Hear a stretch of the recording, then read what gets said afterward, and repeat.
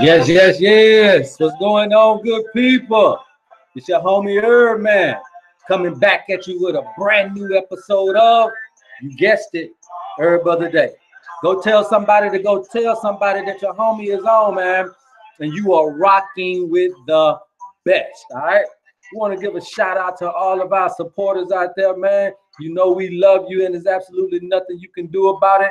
If this is your first time stopping by the Herb of the Day show with your homie, please hit that logo on your screen right there, and always hit that notification bell so that you never ever miss a daily episode of Herb of the Day. All right. Now, if you guys are dealing with migraines, headaches, hay fever, and all kinds of different allergic reactions, then Butterbur is going to be the herb for you. All right. So stay tuned. We're going to get right into it. Let me share my screen with you guys here. If let me know when you get the screen. Yes, sir. All right. I'm your host, HerbMan, and this is the Herb of the Day show. All right.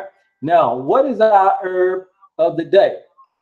Like we said, it's called Butterbur. Okay, and Butterbur originates out of Eurasia. It is a perennial plant. It grows in the tropical climate, which is always going to be some go-to plants and fruits and vegetables. Anything that come out of the tropics is going to be really, really medicinal and potent. All right, and this also grows to a height of about 1 meter in height. Okay, so now what are some of the historical findings and informations about Butterbur? All right, first we see that it also has another common name, which is bog rhubarb. That's bog rhubarb. All right. And the scientific name for it is Petasites hybridus. Petasites hybridus. And normally what we talk about when we're dealing with Butterbur is the root. Okay. Now, what are some of the actions of Butterbur? It has an astringent action, which means it constricts and contracts. It also has expectorant action, which means that it's going to be good for phlegm in the lungs and the respiratory area. It also acts as a mild diuretic, which means it's going to pretty much help you with the urinary flow, but on the mild tip, so it's not the go-to for that. It also acts as an antispasmodic, so this is going to be good for muscle spasms, muscle contractions, and things of that nature. Is also going to be good for that. So anytime you see an astringent and an antispasmodic, you know it's going to be very good for contractions. And it also acts as a stimulant, and pretty much a stimulant just gets you going and gets the blood flowing, gets everything going in the brain and all that. Now, this has a caveat here. You see, Butterbur can only be used for a limited time because of the pyrrolizidine alkaloids. Okay, too much of these PAs in your system can cause other issues leading into cancer. Okay, so you really, really want to be careful with Butterbur. But this is why I say all of the potent herbs, everything that comes in these herbs are medicinal. So you have to always use your precautions, just like you would do if you go get prescriptions or medications from the hospital. I'm not giving you any fly-by-night herbs. We're giving you medicinal herbs that could literally take the place of pills. So these are going to be potent, and therefore you have to be just as cautious with all of these herbs. This is one of the reasons why we do this particular show, so that we can give you these medicinal herbs, so that we can give you these strong substitutions, but also so that you can understand that these are just like medicines. Okay. Now, some of the historical uses here we see of Butterbur is that it's good for inflammation of the urinary tract. All right, it's going to be good for gravel, which is kidney stones. It's going to be also good for skin disorders. All right, so this is what historically it has been used for. It was used for gallbladder disorders, bronchitis because of its expectorant action, asthma again with that, whooping cough for that as well. And it's also used for migraine of the head based on the liver origin. Okay, so a lot of things derive from the liver. That's why the liver is the most important organ to really, really research and understand outside of, the heart and the brain. The liver is kind of like your project manager. It pretty much, all of the work flows through it, and then it delegates everything out to the particular areas that need to go. So dysfunction project manager is dysfunction with the projects. Okay, so your kidneys need to urinate, but if you have a dysfunction in the liver, it can cause your kidneys to not perform the way that they should. Liver gives things to your cells. Liver delivers the blood, the glucose, and all these different things to parts of your body. So goes down the project matters, goes down the project. Okay, so concentrate on that. Liver is probably one of the underlying causes for a lot of our issues, especially skin disorders and things of that nature. All right, now, what are some of the recommended ways to prepare Butterbur? As we can see, is 1 teaspoon of crushed root steeped in a cup of cold water, and then you just let it steep there for overnight.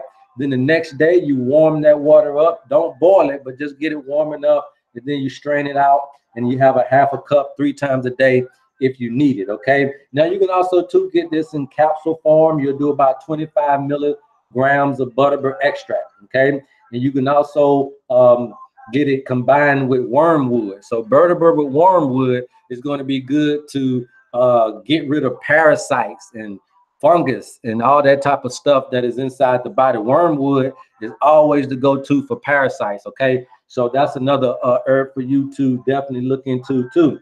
All right, now what does Butterbur look like mostly?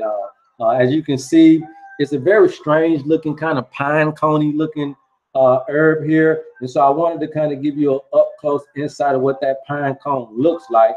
As you can see with the buds here, and these are just pretty much just like acorns. It's kind of this a whole bud that kind of sticks into the body. Okay, and then it has a little flowering at the top.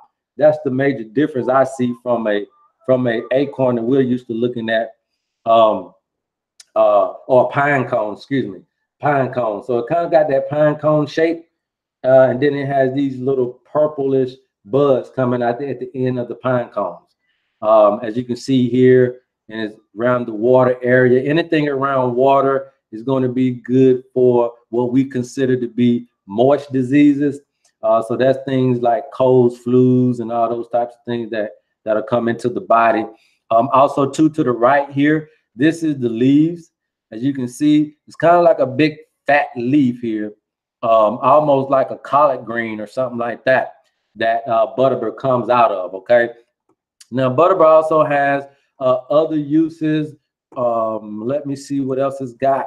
Now, like I said again, is normally good for allergies and things of that nature, but you know, it's definitely going to be one of your go-tos for headaches, migraines, and things of that nature. This is what you want to use Butterbur for. But like I said, you cannot use this for long periods of time. I would suggest you guys not use this particular herb no longer than 40 days. Definitely not if you're pregnant or breastfeeding. It can cause indigestion. It can cause headache and nausea, vomiting, diarrhea, and constipation if you use it in excess. Okay, so you definitely want to be careful with this particular herb. Again, if you got blemishes, if you're dealing with depression, difficult menses, gonorrhea, all these things that Butterbur is going to be good for, but I would suggest that you consult your physician before you definitely take a roundabout trying to look at this particular herb. Now, what we suggest you use this herb for is going to be your headaches of the migraine status. Okay, these are some of your major headaches that you can't get rid of, and they're just massive. Butterbur is going to be good for that. We normally call them allergic headaches. So if you're dealing with those types of things, anything like hay fever for allergies, this is going to be your go-to. Okay, so you know, that's pretty much it for this particular herb, man. But like I said, please do your research before putting anything into your body. We want to thank you guys for continuing to support the station. Look, we need more and more people to come to the station and learn about these particular herbs. So again, stay connected and join the family. Follow us on Instagram, Facebook, and YouTube, as well as Twitter at @LoveHerbMan. That's our handle. And you can also always go visit our website at www.leafavadaessentials.com. All right. And so we want to just say we appreciate you thus far for everything that you're doing. And just to be reminded, we're going to put out some more videos later on this evening or maybe tomorrow about, you know, just kind of brushing up on our sexual healing and just trying to get all of the information about how we can heal ourselves in this particular platform here, because we want to be your go-to, your #1 station for herbal education, and for that matter, for all things concerning your health, okay? And I know we have been kind of logged back on the wealth strategies, but trust me, you can't get wealth without health. So I'm trying to put one thing before the other. But if you guys have any concerns, any comments, any suggestions, please leave them in the comment box below, and we'll get at you as soon as we can, all right? I love you guys, man, and this has been your episode of Herb of the Day, and there's absolutely nothing you can do about it. And until next time, peace. Yes, sir.